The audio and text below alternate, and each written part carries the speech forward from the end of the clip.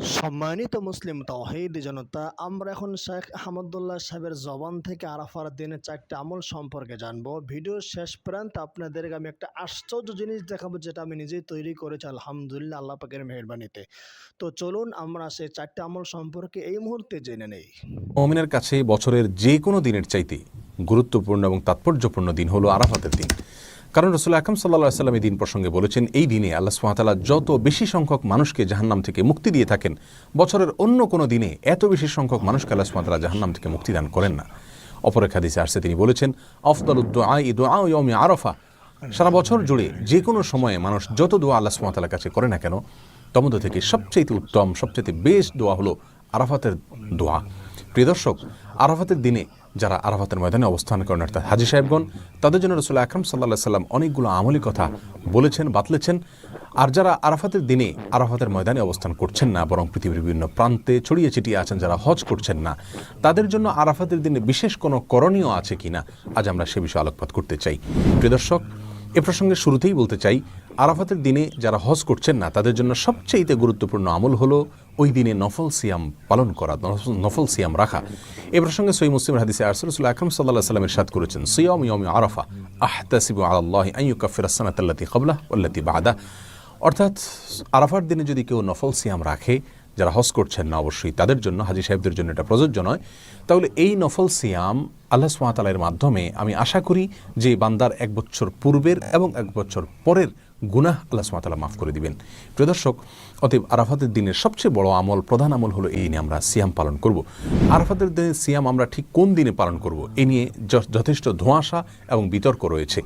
স্কলারদের মধ্যে থেকে অনেকে বলে থাকেন, যেহেতু রাসূল আকরাম সাল্লাল্লাহু আলাইহি ওয়াসাল্লাম আরাফাতের দিন বলেছেন, 9 তারিখ বলেননি, অতএব আরাফাতের দিনটি সৌদি আরবে যদিও চন্দ্র মাসের 9 তারিখ হয়ে থাকে, তারপরেও যেদিন হাজী সাহেবগণ আরাফাতে অবস্থান করছেন আমরা ওই দিনে রাখবো, কারণ আরাফাতের দিন সেটা আমাদের দেশে 8 তারিখও হতে পারে। আর অনেক স্কলারগণ বলেছেন, রাসূল আকরাম সাল্লাল্লাহু আলাইহি ওয়াসাল্লাম আরাফাতের দিনে সিয়াম রাখতে বলেছেন, আর আরাফাতের দিন যেহেতু 9 তারিখ হয়ে থাকে, অতএব 9 তারিখকেই তিনি মূলত উদ্দেশ্য করেছেন, বুঝিয়েছেন। বিধায় আমরা পৃথিবীর যে প্রান্তে থাকি না কেন, আমরা 9 তারিখে রাখবো। আমাদের দেশে যেদিন 9 তারিখ সেদিন রাখবো, সেদিন সৌদি আরবে ঈদের দিনও হতে পারে। যাই হোক, এখানে দুটি মত আমরা দেখতে পাচ্ছি। এই দুটি মতের কোনোটি রাসূল আকরাম সাল্লাল্লাহু আলাইহি ওয়াসাল্লামের সুস্পষ্ট কোনো হাদিস দ্বারা সরাসরি সমর্থিত নয়, বরং এই দুটি মতই গবেষণামূলক। আমরা যেই মতটি আমাদের কাছে বেশি যৌক্তিক মনে হবে সেটার উপর আমরা আমল করতে পারি। আর যদি উভয় দিনে আমরা নফল সিয়াম রাখি, অর্থাৎ চন্দ্র মাসের 8 এবং 9 উভয় দিনে যদি আমরা সিয়াম রাখি, তাহলে সেটা সবচেয়ে উত্তম। কারণ কোনো কোনো বর্ণনা দ্বারায় জিলহজের প্রথম দশকের প্রথম 9 দিনই সিয়াম রাখার কথা, সিয়াম পালন করার কথা বোঝানো হয়েছে, নির্দেশ করা হয়েছে। কোনো কোনো বর্ণনা দ্বারা এরকমটি বোঝা যায়। বিধায় আমরা জিলহজের 8 এবং 9 উভয় দিনে সিয়াম পালন করতে পারি। তাহলে আরাফাতের দিন উপলক্ষে সর্বপ্রথম এবং সবচেয়ে বড় কাজ হলো একজন মুমিনের জন্য, যারা হজ করছেন না, আরাফাতে অবস্থান করছেন আরাফাতের দিনে, ওই দিনে সিয়াম পালন করবেন। আর দ্বিতীয় আমল হলো লা ইলাহা ইল্লাল্লাহু ওয়াহদাহু লা শারীকা লাহু লাহুল মুলকু ওয়া লাহুল হামদ ওয়া হুয়া আলা কুল্লি শাইইন কাদির। এই বাক্যগুলো বেশি থেকে বেশি বলা, পাঠ করা আরাফাতের দিনে। রাসূল আকরাম সাল্লাল্লাহু আলাইহি ওয়াসাল্লাম বলেছেন, ওয়া আফদালু মা কুলতু ওয়াল আম্বিয়াউ মিন ক্বাবলি লা ইলাহা ইল্লাল্লাহু ওয়াহদাহু লা শারীকা লাহু লাহুল মুলকু ওয়া লাহুল হামদ ওয়া হুয়া আলা কুল্লি শাইইন কাদির। অর্থাৎ আমি যত বাক্য আমার মুখ দ্বারা উচ্চারণ করেছি, যত জিকির করেছি আমি এবং আমার পূর্বে যত নবীগণ যত জিকির করেছেন, তার ভিতরে সবচেয়ে উত্তম জিকির হলো এটি। রাসূল আকরাম সাল্লাল্লাহু আলাইহি ওয়াসাল্লাম এই জিকির আরাফাতের দিনে, এই দোয়াকে, এই বাক্যগুলোকে আরাফাতের দিনে পাঠ করার পরে বিশেষভাবে নির্দেশ দান করেছেন। এই দোয়াগুলো বা এই বাক্যগুলো যদিও হাজী সাহেবদের জন্য, যারা আরাফাতের মধ্যে অবস্থান করছেন তাদের জন্য বলা হয়েছে, তারপরেও এই বাক্যগুলো যারা হজ করছেন না বা আরাফাতের দিন আরাফাতের ময়দানে বাইরে আছেন, তারাও পাঠ করতে পারেন। এটাই বিশুদ্ধ মত। কারণ রাসূল আকরাম সাল্লাল্লাহু আলাইহি ওয়াসাল্লাম এখানে নির্দিষ্ট করে দেননি যে শুধুমাত্র আরাফাতের দিনে যারা অবস্থান করছেন তারাই পড়বে, বরং আরাফাতের দিনে যে আমলগুলো আছে সেগুলো দিনের সাথে তিনি সম্পৃক্ত করেছেন। হ্যাঁ, যারা সেই দিনে আরাফাতের ময়দানে অবস্থান করে এই বাক্যগুলো বলতে পারবেন বা আরাফাতের ময়দানের যে সমস্ত আমলগুলো আছে সেগুলো করতে পারবেন, সন্দেহাতীতভাবে যারা বাইরে থেকে করছেন তাদের চাইতে তারা অনেক বেশি ফজিলতের অধিকারী হবেন, অনেক বেশি মর্যাদার অধিকারী হবেন, সেটা বলাই বাহুল্য। কিন্তু যেহেতু আরাফাতের দিনের আমলগুলোকে রাসূল আকরাম সাল্লাল্লাহু আলাইহি ওয়াসাল্লাম দিনের সঙ্গে সম্পৃক্ত করেছেন, অতএব ওই দিনে পৃথিবীর যে প্রান্তে মানুষ থাকুক না কেন, সেই দিনে যদি মানুষ বেশি থেকে বেশি সে আমলগুলো করে, তাহলে তারাও ইনশাআল্লাহ বিইজনিল্লাহ ফজিলত পাবে। অতএব আমরা দ্বিতীয় আমল হিসাবে আরাফাতের দিনে বেশি থেকে বেশি এই বাক্যগুলো পাঠ করব, লা ইলাহা ইল্লাল্লাহু ওয়াহদাহু লা শারীকা লাহু লাহুল মুলকু ওয়া লাহুল হামদ ওয়া হুয়া আলা কুল্লি শাইইন কাদির। আরাফাতের দিনের তৃতীয় আমল হলো, যেহেতু আরাফাতের দিনে সিয়াম পালন করা সুন্নাহ, আর সিয়াম পালন করলে যদি কোনো ব্যক্তি সিয়াম পালন করে তাকে ইফতার করানোর ফলে ওই রোজাদার ব্যক্তি রোজা রেখে যে পরিমাণ সওয়াব পান, ইফতার করানো ব্যক্তিকে আল্লাহ সুবহানাহু ওয়া তাআলা সমপরিমাণ সওয়াব দান করেন। অতএব আমরা আরাফাতের দিনে, যেহেতু অনেকেই রোজা রাখে থাকেন, আমরা রমজান মাসে একে অন্যকে ইফতার করাই, কিন্তু আরাফাতের দিনে, এদিনেও যেহেতু মুসলমানদের মধ্যে একটা বড় অংশের মানুষ সিয়াম পালন করে থাকে, অতএব এদিনে আমরা একে অন্যকে ইফতার করানোর চেষ্টা করবো ইনশাআল্লাহ।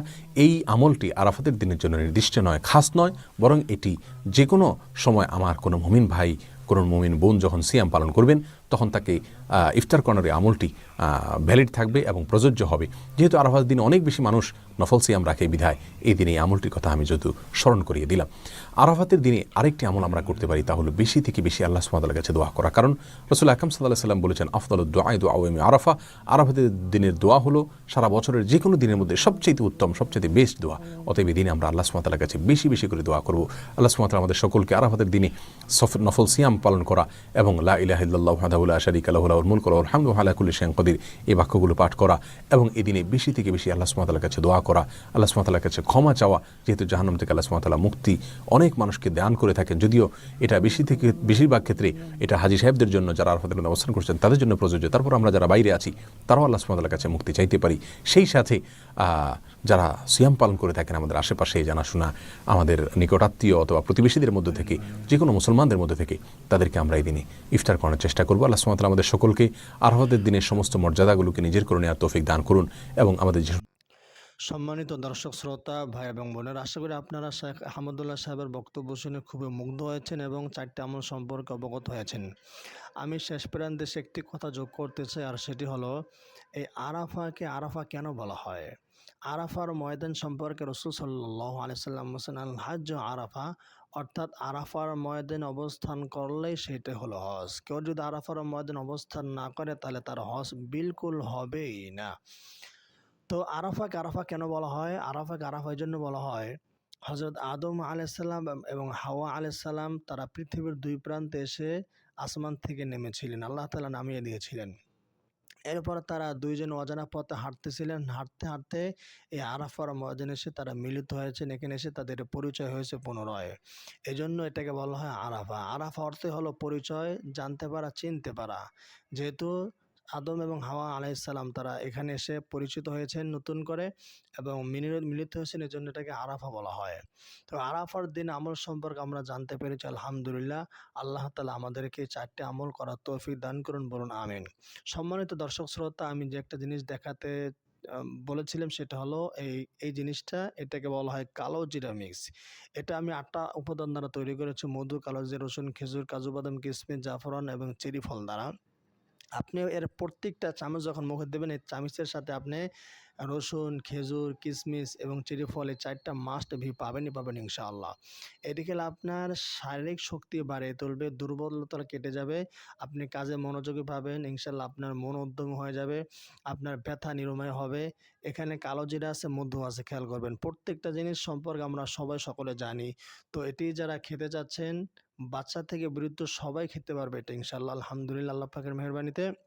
তো এটি খেলে আপনার দেহের উপকার হবেই হবে, কোনো সন্দেহ নাই। একটা না একটা উপকার হবেই হবে, কোনো সন্দেহ নাই। কারণ যদি উপকার না হয় তাহলে আল্লাহ এবং তার রাসূলের কথা মিথ্যা প্রমাণিত হবে। আর আল্লাহ এবং তার রাসূলের কথা কখনোই মিথ্যা প্রমাণিত হবে নয়, কারে না না না ইনশাআল্লাহ। তো যারা নিতে চাচ্ছেন স্ক্রিনে দেওয়া নাম্বারে যোগাযোগ করতে পারেন। মাত্র 650 টাকা, সারা বাংলাদেশে ডেলিভারি চার্জ একদম ফ্রি থাকবে।